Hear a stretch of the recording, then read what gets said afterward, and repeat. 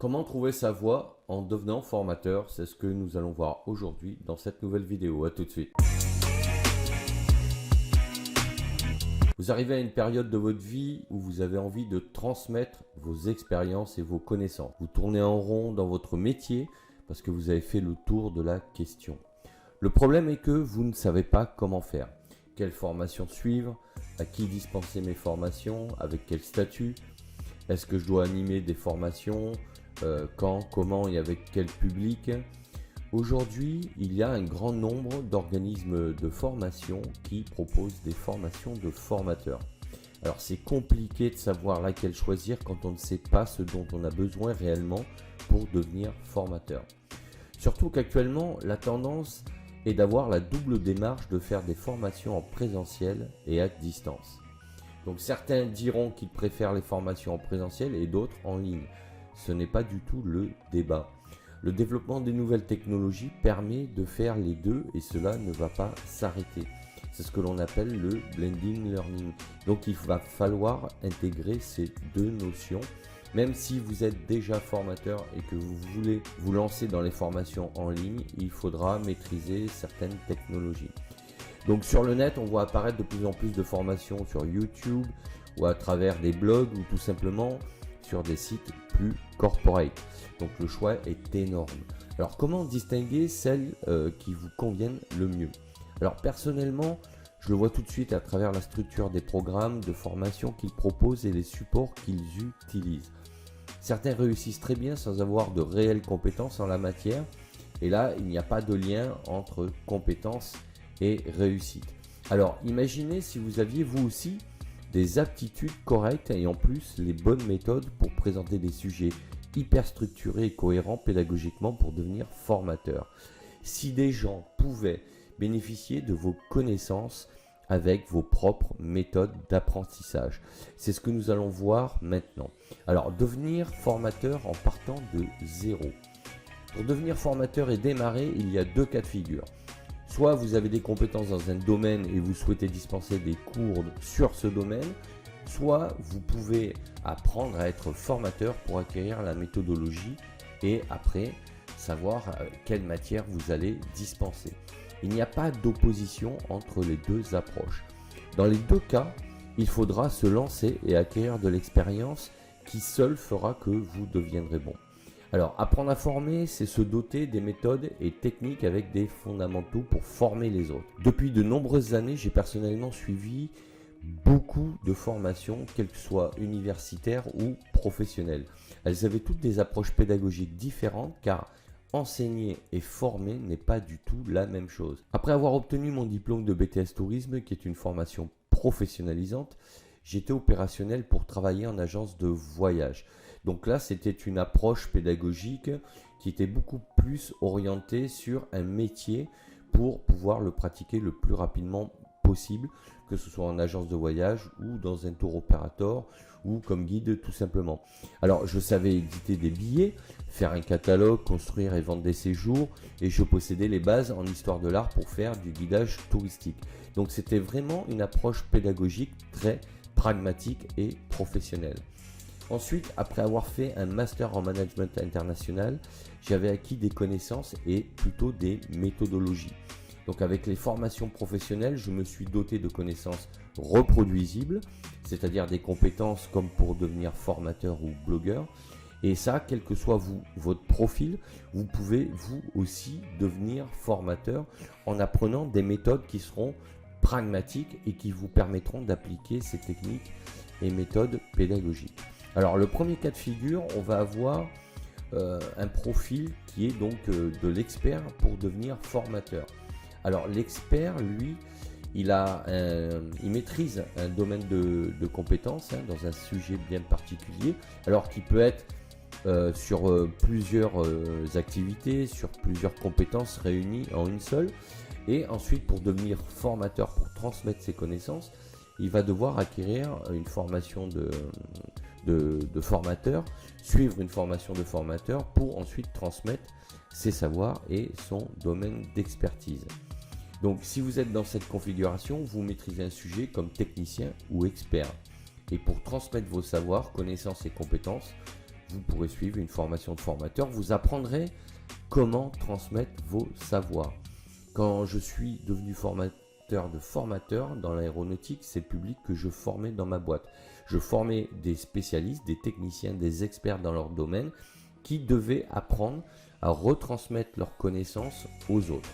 Donc tous avaient des compétences techniques différentes et je leur apprenais les techniques et méthodes pédagogiques pour savoir comment transmettre une connaissance et aussi l'évaluer. Et c'était aussi leurs attentes, donc avoir les clés pour transmettre. Donc dans ce cas-là, le formateur est considéré comme expert car il maîtrise son sujet depuis des années. Alors il est évident qu'un expert qui débute comme formateur pourra plus s'appuyer sur ses connaissances techniques au départ pour asseoir sa crédibilité. Ensuite, il devra quand même respecter les méthodes pédagogiques au risque de paraître brouillon. Donc elles vont lui permettre de se structurer et d'avoir un discours cohérent. Donc ce sont les méthodes qui vont favoriser l'acquisition des connaissances et donc la satisfaction des apprenants. Donc ce profil aura l'avantage de pouvoir répondre à plus de questions sur l'aspect technique du métier. Mais encore une fois, j'insiste, connaître un métier et transmettre ses connaissances, ce n'est pas du tout la même chose. Donc les meilleurs champions dans le sport n'ont pas pour autant fait de bons entraîneurs et inversement.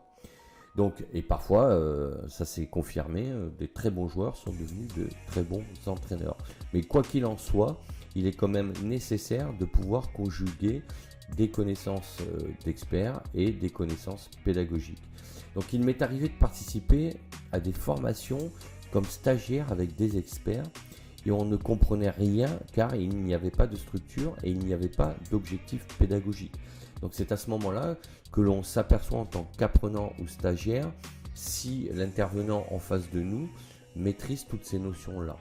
Et quand ce n'est pas le cas, ça se voit tout de suite. Alors il y en a certains qui ont des capacités, des aptitudes particulières pour pouvoir avoir quand même un discours, une présentation structurée. Mais il ne faut pas confondre une présentation avec la dispense d'un cours avec une structure pédagogique pertinente et cohérente. Donc moi dans ce cas-là, quand j'ai eu affaire à ce type de profil, ils déroulaient leur présentation comme si ils présentaient leur sujet pendant une réunion entre experts. Alors effectivement, on avait de la matière, mais on ne comprenait pas pourquoi on apprenait ce que l'on apprenait. Et c'était là un peu le problème parce que c'est ce qu'apprennent justement les méthodes pédagogiques. Donc c'est l'erreur qui attend les experts s'ils négligent cet aspect-là. Donc les deux sont indissociables, pédagogie plus contenu. Et concernant le public, avec ce profil, vous pourrez former des stagiaires avec de l'expérience dans votre métier de base. C'est-à-dire que si vous êtes expert dans un domaine, que vous avez des méthodes pédagogiques comme corde à votre arc, vous pourrez encore plus facilement transmettre ces connaissances à des gens qui sont même initiés. C'est-à-dire qui ont même, presque le même niveau d'ancienneté et d'expérience que vous et qui ont besoin d'un complément de formation sur un sujet que vous maîtrisez mieux qu'eux. Ensuite, on aura en deuxième cas de figure le formateur qui va devenir expert dans un domaine. Alors ça, c'est une personne qui va se former pour devenir formateur et qui ensuite va choisir un domaine particulier pour se spécialiser et pouvoir transmettre ses connaissances. Donc là, on est dans le cas inverse et c'est aussi possible. Donc, vous connaissez dans ce cas-là plein de sujets, mais vous n'êtes pas véritablement un expert et vous avez besoin d'approfondir vos connaissances. Donc, avec ce parcours-là, vous deviendrez formateur dans un domaine et ne serez pas immédiatement un expert et c'est tout à fait normal. Donc, ce n'est pas un problème en soi à partir du moment où, dans un premier temps, vous vous adresserez plutôt à un public qui cherche à acquérir des connaissances générales. Et il est certain que là, vous ne pourrez pas vous adresser à des experts dans le domaine que vous dispenserez en fait. Donc, en revanche, si vous devez vous adresser à des gens qui ont de bonnes connaissances sur le sujet, vous serez forcément obligé de travailler beaucoup plus votre cours et de le préparer. Donc dans cette situation, il ne faut pas chercher à faire semblant de tout connaître. au contraire, il faut être capable de dire que vous avez appris quelque chose si le stagiaire qui est beaucoup plus expérimenté vous pose une question alors qu'il a la réponse. Et j'allais dire que il faut savoir utiliser des stagiaires qui ont également des compétences pour pouvoir rebondir sur votre cours et en faire profiter tout le monde. Donc un formateur ne peut pas tout savoir. De la même manière, si on vous pose une question à laquelle vous ne savez pas répondre sur le moment, ben, il est préférable de noter la question et de proposer de donner la réponse plus tard. L'important étant de ne pas se sentir déstabilisé et de faire face. Vous resterez ainsi crédible aux yeux des stagiaires. C'est souvent le cas avec des adultes issus d'un secteur professionnel qui vont vous tester pour savoir si vous connaissez leur métier. En même temps, si vous êtes là, c'est que vous avez des choses à leur apprendre qu'ils ne savent pas. Si vous faites preuve d'humilité, car il faut bien commencer un jour, ils le comprendront tout à fait. Alors effectivement, vous allez vous adresser avec ce profil-là, vous allez vous adresser à un public de débutants, et plus vous aurez d'expérience dans le domaine que vous allez, sur lequel vous allez intervenir, et plus vous serez en capacité de former des gens qui seront aussi également de plus en plus pointus dans ce domaine. Alors, il y a une petite subtilité à connaître également, c'est la différence entre le fait d'enseigner et de former. On fait souvent l'amalgame entre les deux et pourtant il y a une réelle différence qui va impliquer des démarches pédagogiques et des objectifs qui n'ont rien à voir. Donc un enseignant, lui, il va suivre un programme avec un référentiel imposé et des méthodes pédagogiques imposées, c'est ce que l'on retrouve globalement dans l'éducation nationale. Donc avec des contenus qui vont être plus ou moins standards et avec une transmission de savoir et une évaluation sommative que l'on va retrouver chez tous les enseignants, puisque là aussi l'évaluation va être imposée par le référentiel. Dans le public ensuite sera plutôt qualifié d'élève et on aura, j'allais dire, un contenu qui sera beaucoup plus centralisé. Alors que le formateur, lui, il va plutôt répondre à un besoin, à un référentiel qui peut être négocié pour une entreprise ou un client qui peut lui demander de faire un cours alors, sur un sujet général, mais avec des spécificités par rapport à l'activité de l'entreprise, par exemple. Et là, les méthodes pédagogiques devront être adaptées aux besoins. Alors, ce n'est pas là non plus une généralité. Moi, il m'est arrivé de faire des cours professionnels pour des entreprises sur un sujet. Et je faisais toujours le même cours parce que je devais répondre aux mêmes besoins pour toutes les entreprises. Mais il m'est aussi arrivé d'utiliser ces mêmes cours de manière générale et d'adapter un chapitre sur la spécificité de leur entreprise pour voir avec elle comment appliquer des procédures particulières dans leur domaine d'activité.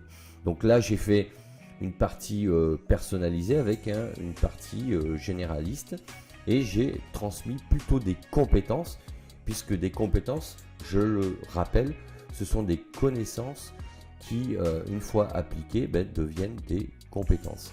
Et là, j'avais aussi une forme d'évaluation formative, c'est-à-dire sous forme de notes, parce que c'était la demande.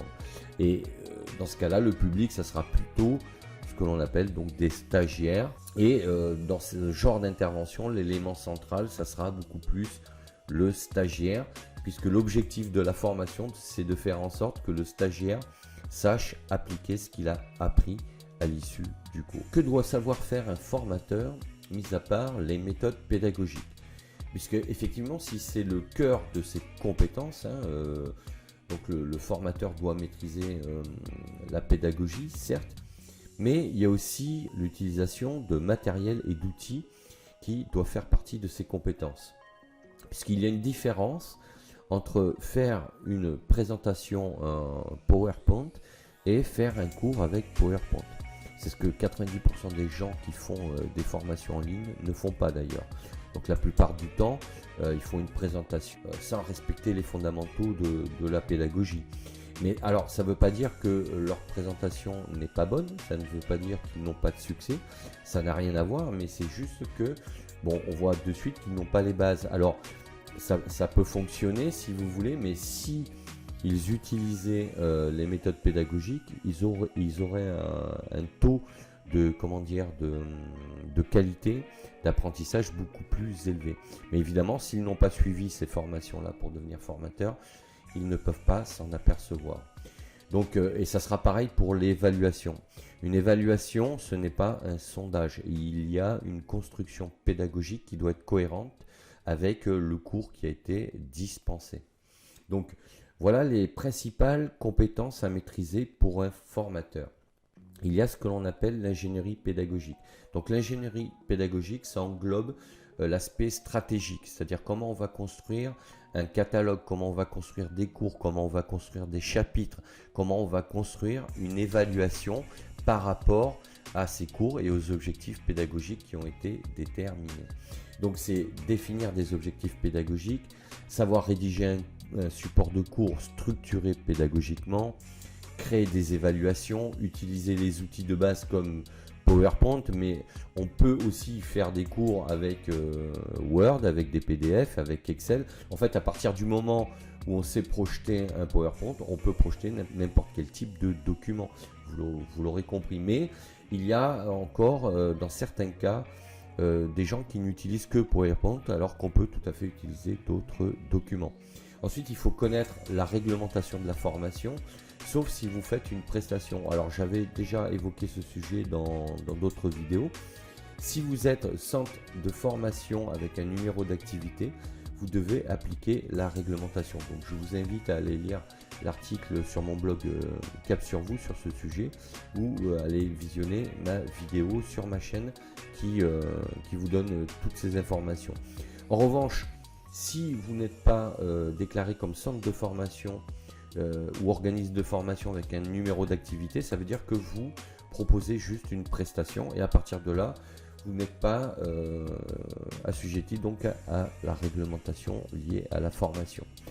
Ensuite, vous devrez maîtriser, si vous faites des formations en ligne, tout ce qui est administration de plateformes en ligne, comme Moodle par exemple, puisque c'est une des plus répandues, en sachant que vous avez d'autres sociétés aujourd'hui ou prestataires qui proposent des produits très bien, mais comme ce n'est pas l'objet de cette vidéo aujourd'hui, je n'ai pas listé les principaux acteurs dans ce domaine.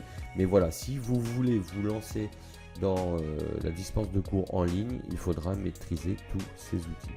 Alors justement, la réglementation, si vous envisagez de vendre vos formations ou d'intervenir comme formateur pour différentes structures, vous devrez vous soumettre à la réglementation qui impose certains documents.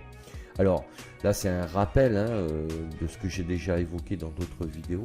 Vous devrez donc avoir un numéro de déclaration d'activité de formation, vous devrez avoir un agrément Datadoc, vous devrez fournir des conventions de formation. Donc ça, c'est le contrat entre votre structure et le client. Vous devrez produire un programme de formation. Donc ça, c'est le plan de formation que vous allez dispenser. Vous devrez aussi rédiger une fiche pédagogique avec un certain nombre d'informations. Donc là aussi, j'ai écrit un article sur le sujet sur mon blog Cap sur vous. Je vous invite à aller le lire pour voir en détail ce que doit comprendre une fiche pédagogique.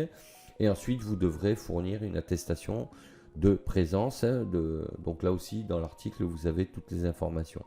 Donc, vos formations, une fois que vous aurez tous ces documents, elles seront éligibles au financement de l'État et d'autres organismes comme les OPCO.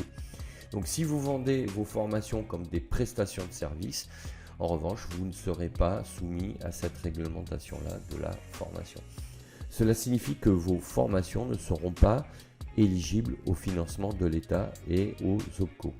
Donc c'est votre client qui vous paiera directement, qu'il soit une entreprise ou un client individuel. Quelles sont les aptitudes que doit posséder ou développer un formateur? Après avoir évoqué donc les compétences nécessaires pour être formateur, voyons maintenant quelles sont les aptitudes qu'il est souhaitable d'avoir ou de développer. Alors tout d'abord, ça a l'air évident comme ça, mais il faut qu'un formateur soit organisé. Alors même si vous ne l'êtes pas naturellement, c'est une discipline qu'il faudra mettre en place parce que vous allez avoir plusieurs documents à gérer, donc vos cours, et vous aurez quand même une partie administrative. Alors surtout si vous êtes centre de formation avec un numéro d'activité, vous devrez préparer vos dossiers et organiser toute la partie administrative, pédagogique et ensuite toute la partie facturation, puisque là vous aurez des clients et il faudra faire de la gestion vis-à-vis de tous vos contrats. Il faudra apprendre aussi à gérer des groupes, parce que quand vous êtes en présentiel, vous avez des gens en face de vous, vous avez différents types de profils, de personnalités, et tout ça, ça demande presque du management, c'est de la gestion de groupe, et il faudra être en capacité de gérer des individus tout en menant la double activité qui consiste à dispenser votre cours avec pédagogie. Donc en sachant que la première partie ne doit pas déstabiliser la seconde. Donc en fait, il faut vraiment être un peu comme un couteau suisse, avoir plusieurs aptitudes, c'est-à-dire savoir gérer des gens et savoir en même temps dispenser des connaissances tout en ayant une bonne prise de parole adaptée au public, au contexte et à l'environnement. Et ça demande également une bonne gestion du stress. Donc là aussi, si vous êtes sujet au stress, il va falloir travailler dessus parce que ça sera incontournable, sinon vous ne pourrez pas devenir formateur en présentiel, ça va être compliqué, quoi. Et aussi prendre des décisions, parce que quand on est formateur, quand on commence à avoir de l'expérience, alors avec le temps, on arrive à prendre des décisions de plus en plus rapides et adaptées.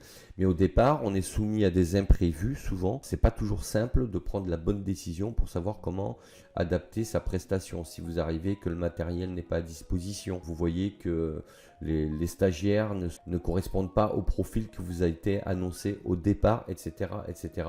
À partir de là, en tant que formateur, il va falloir prendre des décisions pour savoir si vous continuez à dispenser votre cours ou pas, ou si vous estimez qu'il va falloir l'adapter sur le champ, en sachant que là ça demande quand même un peu d'expérience. Et ensuite il faudra avoir cette capacité d'autonomie qui est demandée à un formateur.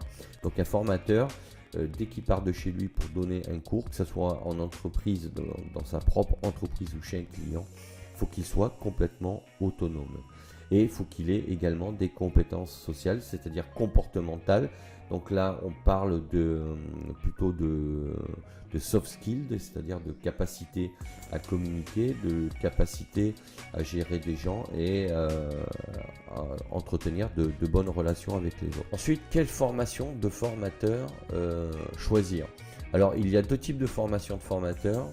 On va avoir les formations courtes et professionnelles, et les formations plus institutionnelles, beaucoup plus longues. Alors, je ne vais pas ici lister les organismes proposant des formations de formateurs.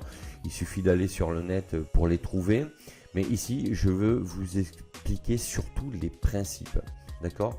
Donc, mon objectif est de vous expliquer quels sont les différents formats de formation et à quoi ils correspondent. Alors, les formations courtes, il n'y a pas de durée définie pour qualifier une formation courte, mais dans mon esprit, il s'agit des formations allant d'1 ou 2 semaines, voire sur 2 ou 3 semaines, alors ou plusieurs mois. Pour les formations sur 1 à 2 semaines, on parle de formation de formateur occasionnelle, en sachant que sur ce type de formation, vos stagiaires pourront tout à fait par la suite intervenir en tant que formateur. Et il est certain que le terme occasionnel est à prendre avec des pincettes, car c'est le format que je dispensais à des futurs formateurs, et certains par la suite formaient en permanence à raison de plusieurs jours par semaine. Alors il est évident que eux sont devenus de réels formateurs avec les années, même en ayant suivi ce type de formation. Puisque vous pouvez suivre même une formation de longue durée pour devenir formateur, mais si vous n'intervenez que très rarement, c'est pas pour autant que vous serez un bon formateur. Donc le terme occasionnel, il faut le prendre comme un terme qui détermine une durée, un type de formation, plutôt que ce que on peut vivre après sur le terrain et dans la réalité. Donc elle comprend les fondamentaux des formations courtes en général et propose des contenus très différents en complément selon le centre de formation. Donc ces formations courtes là vous apprendront les bases de la formation pédagogique de formateur. Donc vous aurez les techniques et les différentes méthodes, les principales méthodes de pédagogie à appliquer pour dispenser des cours. Donc pour ces formations-là aussi, tout dépendra de votre objectif et de vos besoins d'apprendre. Donc l'objectif de ces formations, c'est d'être opérationnel rapidement en maîtrisant les principales techniques et méthodes pour être formateur. Ensuite, on aura ce que l'on appelle les formations longues. Donc ces formations sont proposées sur des cycles de 3 à 6 mois et plus. Elles correspondent à des formations diplômantes ou certifiantes avec des cursus qui sont beaucoup plus complets. Donc souvent, les prérequis demandés pour intégrer ces formations, c'est le niveau qui correspond au niveau bac en France, voire j'ai même vu certains centres qui mettent comme prérequis un niveau bac plus 2. Donc il faut vous renseigner en fonction donc, de votre propre profil. Au-delà des méthodes, donc ces parcours vont vous apporter l'aspect réglementaire sur la formation.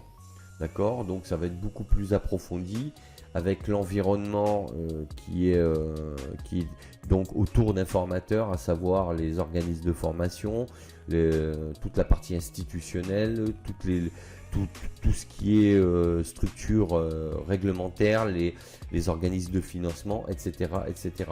Donc il est certain qu'en suivant ces formations-là, vous aurez plus de connaissances et une vision grand angle du monde de la formation en général. Ensuite, pour devenir formateur indépendant ou interne. Alors, si l'essence du métier est identique pour les deux statuts, que vous soyez donc formateur indépendant ou en interne, c'est-à-dire d'une entreprise, les compétences et les aptitudes à avoir pour l'un ou l'autre des profils va différer considérablement. Car les formateurs internes, eux, sont salariés, alors que le formateur indépendant est entrepreneur, il est à son compte. Alors ça n'a pas du tout le même impact sur l'organisation, la production des supports, qu'ils soient pédagogiques ou administratifs, et dans la gestion du temps. D'accord ? Puisque le formateur interne, lui, qui sera donc embauché par une société, il va être plus mis à disposition pour former ses collègues, donc d'autres salariés par rapport au métier de l'entreprise. D'accord ? Et ces formations-là ne seront pas proposées là dans d'autres organismes de formation puisque ça correspondra à l'activité de l'entreprise. En général, ce sont les grandes entreprises qui recrutent ou forment en interne des techniciens. Donc pour les PME et les TPE, la tendance qui se développe est d'avoir des technico-commerciaux capables de former les clients sur l'utilisation de produits. C'est-à-dire que là, le profil est à la base commercial, mais comme il faut mettre en place le matériel et l'équipement, cela implique un minimum de formation. Et souvent, ces profils-là deviennent autant commerciaux que formateurs. Donc, il y a quelques années, les solutions informatiques ou matérielles faisaient l'objet d'une simple démonstration de la part du commercial pour les end-users. Et c'est sûrement toujours le cas et pour certains produits.